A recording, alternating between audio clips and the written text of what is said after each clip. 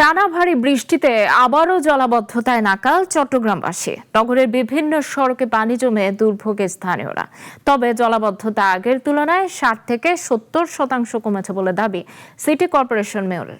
এদিকে চলমান জলাবদ্ধতা নিরসন প্রকল্পের অগ্রগতি তুলে ধরেছেন প্রকল্প পরিচালক রুবেল উদ্দিনের ক্যামেরায় দিদারুল ইসলামের প্রতিবেদন।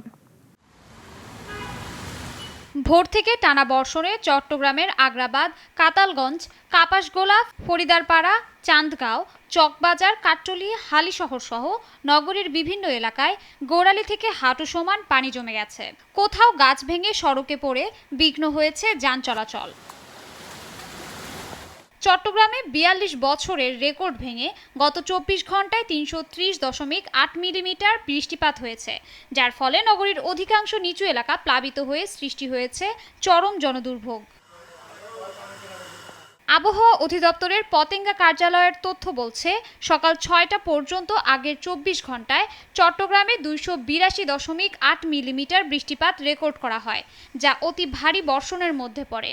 টানা এই বৃষ্টিতে নগরের কয়েকটি শিক্ষা প্রতিষ্ঠানও ছুটি ঘোষণা করে। অনেক বাসাবাড়ি এবং ব্যবসা প্রতিষ্ঠানেও ঢুকে পড়েছে পানি। সড়কে পানি জমে থাকায় অফিসগামী মানুষ, শিক্ষার্থী ও সাধারণ পথচারীদের চরম ভোগান্তিতে পড়তে হচ্ছে। অনেকেই নির্ধারিত সময়ে কর্মস্থলে পৌঁছতে পারছেন না। আমাদের কষ্ট হইতে আছে, জ্বর আসি গেছে রিক্সা নিয়ে, আমাদের ওষুধ দাওয়াই আমরা পাচ্ছি না, অফিসে যেতে পারলাম না, গলির মুখে পুরোটা পানি। তবে পরিস্থিতি নিয়ে ভিন্ন দাবি করছেন চট্টগ্রাম সিটি কর্পোরেশনের মেয়র ডাক্তার শাহাদাত হোসেন। জলাবদ্ধতা কবলিত এলাকা পরিদর্শন শেষে তিনি বলেন, চলমান খাল উন্নয়ন কাজের কারণে কয়েকটি এলাকায় সাময়িকভাবে পানি জমলেও অতীতের তুলনায় এবার নগরীর জলাবদ্ধতা কমেছে 60 থেকে 70%। এই হিজরাকালের কাজ এখনো শেষ হয়নি। এই হিজরাকালের কাজ আগামী জানুয়ারি ফেব্রুয়ারিতে শেষ হবে এবং আশা করি আগামী সিজনে আমি আপনাদের কথা দিচ্ছি এই এলাকায় পানি আর থাকবে। এদিকে দুপুরে চলমান জলাবদ্ধতা নিরসন প্রকল্পের অগ্রগতি ও সার্বিক পরিস্থিতি তুলে ধরেন 34 ইঞ্জিনিয়ার কনস্ট্রাকশন ব্রিগেড।